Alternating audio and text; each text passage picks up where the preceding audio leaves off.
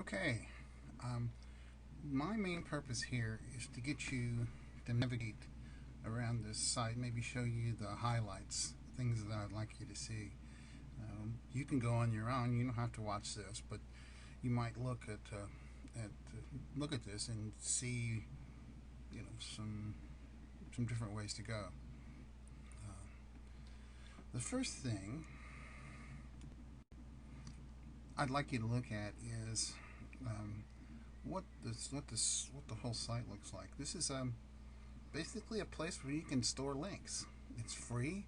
You can sign up uh, with your own email addresses, multiple email addresses for multiple linkable sites.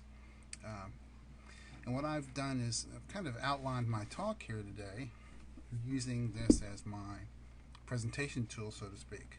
It doesn't always have to be PowerPoint. For example, the first part of curation is seeking, finding stuff, uh, and beginning to filter information. Um, it's what some people call developing a personal learning network. The second thing I'll probably talk about using these sites is sense making.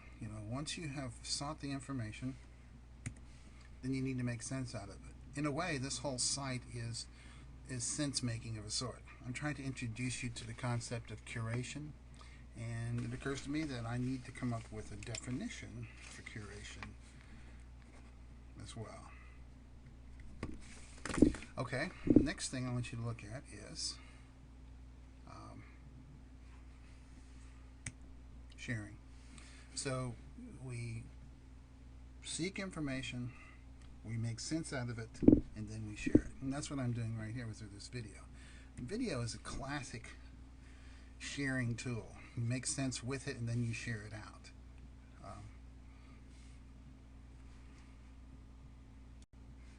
At the bottom of the page, I've got these student tools, and I'm not quite sure what I'm doing with that because obviously it would be good to have teacher tools as well.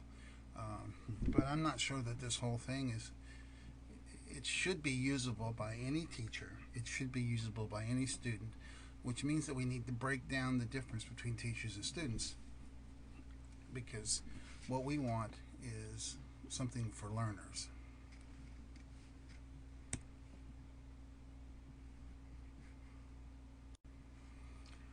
This is a category right here, stuff to do, that I want to develop more, because in here are some really cool things. And there's a specific webinar here about content curation, and then another one here on professional developments, and another one here on how to do workshops.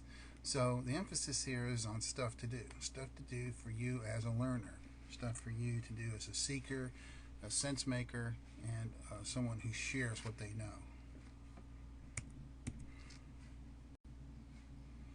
This is not my idea.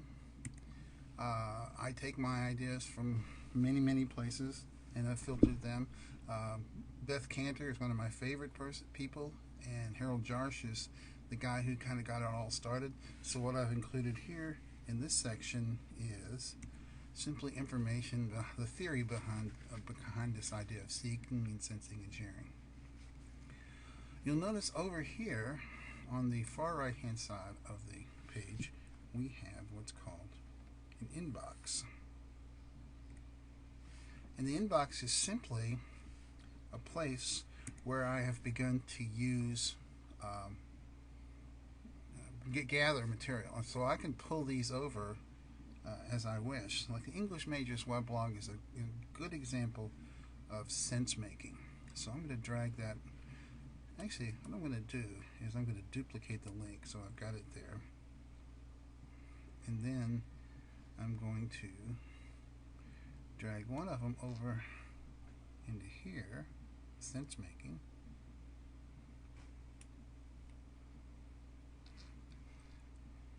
And the other one, go down just a little bit.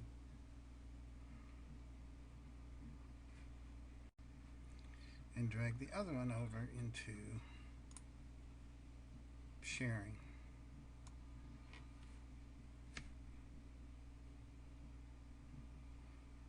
because they're both. And in a way, everything here is not really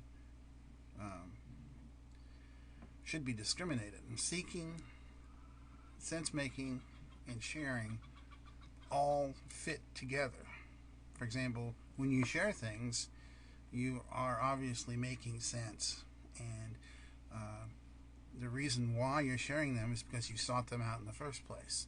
So this tool here is, I am really impressed with it as a way to do all of these things. And now you all have a linkable site with your own address, and I will give you the username and password for it so that everybody can add to it if they wish. Okay, that's my video. Glad to share it with you. I'll be uploading this to YouTube in a few minutes and share it with you later this morning, or at lunch rather.